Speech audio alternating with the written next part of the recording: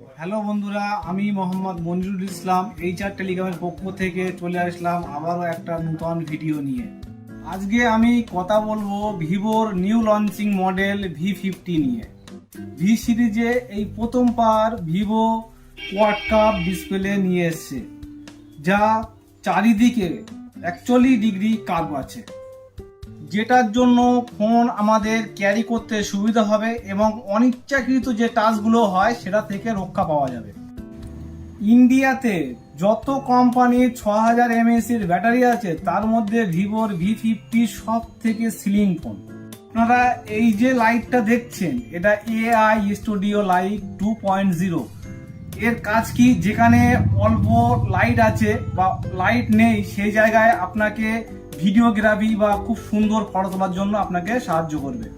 আরও বিস্তারিত জানতে আপনারা চলে আসুন আপনাদের নিকটবর্তী স্টোর HR টেলিকমে আমাদের কাউন্টারে। Thank you.